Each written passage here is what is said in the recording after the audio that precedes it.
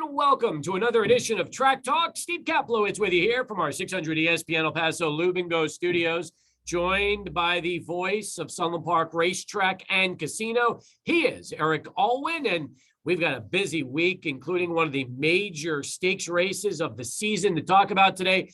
Eric, good to have you back. And as I said earlier, when you look at the racing schedule for the season, there are always a couple of dates that you have to mark down. And this weekend, the Netbird Derby, obviously one of those great showcase races of the racing season.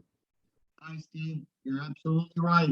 I think it's our second greatest weekend or second greatest race day of the season. With 55 race days as compared to maybe 67 or 70, the stakes races come fast and furious, and we're a little more condensed than maybe we ever were before. So each weekend is very important, and this one is super important because it drew well, and the Netbird Derby usually gives you a pretty good estimate of what you're going to have in the Derby. Not completely. Mm-hmm. They don't always win the Sunland Derby, but the Netbird Derby is an indicator of who are going to be your main competitors. And from what I saw by the draw, it's got good numbers, good quality, and a lot of California flavor to it. And a lot of important people in media are going to be involved in the race, including one of your contemporaries from the radio world, in Jim Rome. He owns a horse that's in the race. He calls his stable Jungle Racing, by the way. Well, first off, it's about time. It's about time Rome gets a horse in El Paso for all the years he's been doing this. So that's right. I like that. He's won a Breeders' Cup before, so nice. He should come by here. That's exactly. Before we talk about the rest of the horses in the field and kind of get deeper into the Netbird Derby, let's talk about the history of the race itself and how it's evolved to where we have it this weekend, Eric. Well, the way that we wanted it always to be is there to be at least two local live preps. So there was always a Riley Allison Derby, which would be the number one prep that would be in January. The Netbird Derby was not named the Netbird Derby initially. It was called something else, the Borderland Derby, I think it was. And that would be the one that would happen in February. But then with the exploits of Netbird in 2009, we were able to change the name of that race to give Netbird a little more respect here locally. He did so much for us. As a matter of fact, Steve, you could say that Netbird saved the Sunland Derby, because right around 2008, 2009, we were having a lot of difficulty getting it graded. And why was that important? Because grading meant that your winner could get into the Kentucky Derby. So Dustin Dix, our director of racing then and now, made this interesting bonus situation where if a horse that kind of won it and could go on, he would add another 100,000, I think, to the race. So that particular Sunland Derby that was won by Kelly Leak, because Netbird didn't even win our Sunland Derby. That's right. That race was worth $900,000, and then additionally, Netbird won the Kentucky Derby because he had points from Canada, not from points from our race, because at the time our race wasn't graded. Mm-hmm. So I guess it was 2010, we got graded. And then from then on, we were always able to have a Sunland Derby winner in the Kentucky Derby. How's Netbird doing right now in retirement, Eric? I'm sure when a horse retires like that, a Derby winner, it's got to be the greatest life that a horse could ever imagine, right? And he deserves it. I think he's a gelding, of course. So, he wasn't going to be bred, but he was owned by some great people that I know that his home base was going to be Roswell, I do believe. Dr. Block owned half of them along with Mark Allen. We were able to invite him out to some of the tracks that I work for in the summer. He came out to Farmington one time at Sunray Park. We got about 5,000 people. He came to Albuquerque about 6-7 years ago. We got 10,000 people. Wow. So he has a resounding, street cred. And yes, he's got to be very, very happy and living the life that he deserves. Does he come back for the race that now bears his name every season at Sunland? Used to, Steve. He used to lead the post parade, but I'm not sure about, I don't think that he was there the last time we ran. When was the last time we ran? 2020? I don't remember him being in the post parade that year, but I do years before.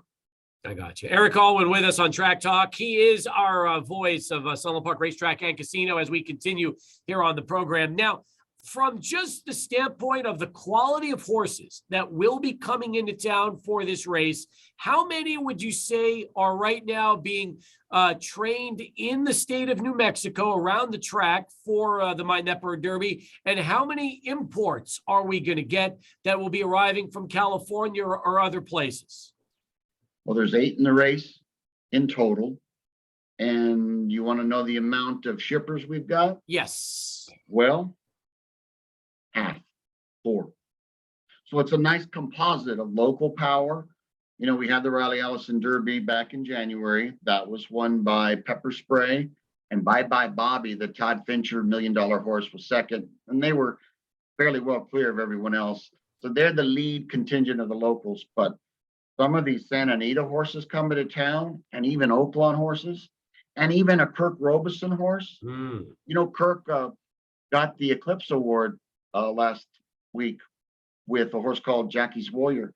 Kirk and Judy Robeson own the fastest sprinter in the land called Jackie's Warrior, and they won the Eclipse Award, which is like a world champion divisional honor. So it was really quite a thing for the Robesons to win. They've been involved in racing so long here locally, now nationally. Nice to see one of our El Pasoans getting that kind of an honor. But the Robesons own a horse that's coming in from Oaklawn Park called American Experiment. What's the background on this one? Well, he only ran 3rd in the Del Mar Futurity Grade 1 event. He won his debut at Saratoga. Steve, this is no phony baloney deal. This horse has got a lot of power.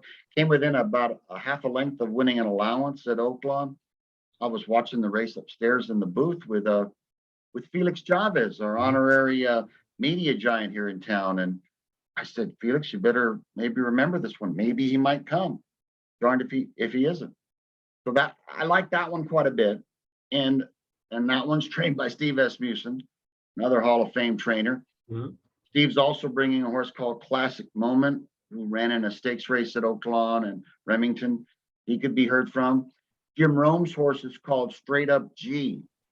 And this one's a California bred, having pretty much only run against California breds in Southern California. Yeah. Which is no knock on him. Just he hasn't taken on open horses yet, but he has stakes experience, won a stakes race there, and is going to be picking up lasix for the first time. So a lot of things to really be encouraged about with that one.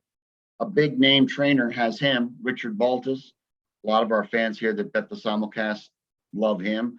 He's a big time trainer. Who's the other invader? Horse called Fowler Blue. Fowler Blue is trained by someone I'm not too familiar with in Luis Mendez, but I've asked around, and he's about a 20% trainer in California. So pretty good. I think this is a stronger My Netbird Derby that we've had maybe in the last 10 years. When a horse picks up lasix for the first time, like Straight Up G is doing, how do they usually respond to something like that in a big race? Is it kind of a toss-up, or does it usually benefit the horse? It's positive. Usually can help a speed horse hold his speed better, so that there won't be those little microscopic, bleeding in the lungs, which can happen if a horse exerts himself too strongly. Yeah. That's been basically the premise for why to use lasix, because it helps the horse. You don't want the horse to, endure, trauma during a race. Sure. And it keeps them from doing that. So when they're on it the first time, you could definitely see some improvement, and the horse really doesn't need too much improvement. His figures are close to being at the top of this field. I think the horse with the best figure of all is Kirk Robeson's horse, American Experiment. Got an 85 last time out. Jim Rome's horse, Straight Up G's highest buyer's been an 80. Okay. Those are pretty high figures. Our local horses, that won the Riley Allison, Pepper Spray and Bye Bye Bobby got a 67. Wow, huge difference. That's a big, big drop off between the Pretty two, big difference. especially when you said that those two horses were the clear-cut class of the Riley Allison, and yet we're still talking upper 70s versus 80s. Upper 60s, I should say. It could be the difference in maybe 4 or 5 lengths. However, our locals do have one thing in their corner, home field edge. Exactly. That's something, of course, But what encourages me about this year's Southern Derby is that we're having this influx of out-of-towners, even for the My Netbird Derby. It's more. Normally it wouldn't be 50% of the field. Maybe Steve Asmussen would bring 1 or 2, but we wouldn't get these other commodities. Now, Eric, is 8 horses the ideal field for a race like the My Netbird Derby? Or if, in a perfect scenario, do you go to 10 or 12? How would you put it? Well, we would have liked to have 10, I guess, would be good. 12 can get a little jumbled. We could handle it though. A mile and 16th the gate is a little further back. So you have a good run up to the first turn. That's really the only consideration that we would have for doing, 12 horses. I don't think we can do 12 going a mile, but we can go on a mile 16th. And certainly we can do 12 in the Southern Derby, which is a mile and an eighth. What's the largest field we've ever had for the Southern Derby? Well, the max we can have is 12 because that's all we can fit into one gate. The Kentucky Derby, they 20. have two gates, Steve. Yep. I know. A big gate that has, I think, 14, and then an auxiliary gate that can give you those extra 6. But there's been some thought, some debate about that. Is it dangerous? Is it too many? It can be a real mess going into that first turn. Now, the winner of the My Netbird Derby automatically gets into the Sunland Derby. When we talk about the Sunland Derby later in the year, Eric, could we potentially see multiple horses from the My Netbird Derby race in the Sunland Derby? Definitely so. Could maybe see half this field. There'll be a recruitment push, of course, from our racing office, going out on the phones and finding out who's interested, finding out who's going to be airlifted in. That jet plane that comes in to the airport, that week. We'll find out who's booked reservations for that. That's a clear indicator of who's coming. Basically, it's free to nominate for the Southern Derby. So there's hundreds of horses that are, potentials, but you do have to pay a little bit to run, and you have to pay a little bit to fly in, and that's going to be the big issue. But what's most important about the Sunland Derby isn't the big money. It's those 50 qualifying points that can get you to the Kentucky Derby. Eric Alwan with us here on Track Talk from Sunland Park Racetrack and Casino as we continue. When will post time be for the My Netbird Derby this weekend? Be right around 4:00. It says 3:59, but I would imagine, we'll hold them just a little bit. There'll be national attention, and through everything, through all the little shortcomings I told you about last week, we're holding our own this season. I'm encouraged, and Dustin Dix and his staff have done a terrific job. Jerry Richards, our racing secretary, has done very creative on how he's been able to put the pieces together for all these races, because it's been hard. We were closed for 2 years, so I'm encouraged. I'm encouraged that that we're still rolling and we're not down. Any thoughts? Yep. Strong. We've done over $1 million 6 times, Steve. 6 times. Yeah. So that's another positive. Give me a preview on the weekend in racing. I know we've talked the whole segment about the My Netbird Derby, but what about some of the other signature races this weekend out at Sunland Park Racetrack and Casino, Eric? That Sunday's going to be jam-packed, Steve, because there's 4 stakes races. And Dustin has put those 4 together at the end. Races 6, 7, 8, and 9 will have what's called an all stakes pick 4, which will challenge our bettors to, try to have all the winners of those stakes races, and it'll be broadcast all around the country. So that bet, although challenging and hard, could pay a ton because there'll be a big pool. And the first leg will be the Albert and Henry Dominguez Memorial. I know that you interviewed Henry many times. We lost Henry a couple of years ago. It was a terrible, terrible shame. He was such a heroic figure to all of us here at Sunland because all the great horses that he had. He trained a lot for Kirk and Judy Robeson. Isn't he clever was one of his. So along with his late brother Albert, that's the stakes race that'll begin that series of 4 races. I like a horse called Jet and G in that race. He just didn't break last time out, and he didn't show much interest in the Jameson Memorial Handicap that we had. But now that he's going a mile and a 16th, maybe that's what he wants, and that'll be the first stakes. That has a solid field. Bullgate's going to run in that one. Following that race will be the girl race, the preview to the Southern Oaks, the Island Fashion Stakes. And that looks to be a sequel to what we had in the Borderplex just a month ago, where Miss Hard Knocks defeated a horse called Tyler's Dream. And they were only a neck separated from each other and 8 lengths clear of the 3rd place horse. That looks like a wonderful race. The Red Hedeman Mile will be race 8 on Sunday. And I think Todd Fincher has a star in the making in that one. Diabolical Storm, a horse that was able to successfully extend his speed to 6 furlongs on out to a mile. Already has a mile under his belt, only won by a nose, but Todd trains that one in Diabolical Storm. Joel Marr has the horse that almost defeated him in that allowance race. That's a horse called Jet Set Warrior. I'm looking forward to that one. And the Mind That Bird Derby will happen. Who am I going to pick in that one? What a great race that Mind That Bird Derby is. Maybe American Experiment. Maybe. It's going to be a lot of fun. Get a little bit closer.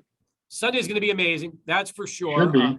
Yep. Live racing all weekend, Friday, Saturday, Sunday. And obviously it all culminates on the big quadruple header, as you just heard Eric giving us that great preview here on Track Talk. And again, if you haven't been back to the track, this is the perfect weekend to get back out there and see live racing. Nice weather. Hopefully it won't be windy. And it'll give you a view of our biggest day, which will be, well, about a month away, right? That's March 27th, the day of the Sunland Derby. So we've had some great crowds lately. You know, they've been coming out, and there might still be a touch of winter left, right? Here in El Paso, you never know. But I think the temperatures for next Sunday will be in the 60s. And that's perfect for the horses. They love that. Great job as always, Eric. I appreciate the time. It's flown by, and we'll look forward to what will be a great race on Sunday. And hopefully Jim Rowe makes a trip to El Paso. Love to meet him. I'll see you next week, pal.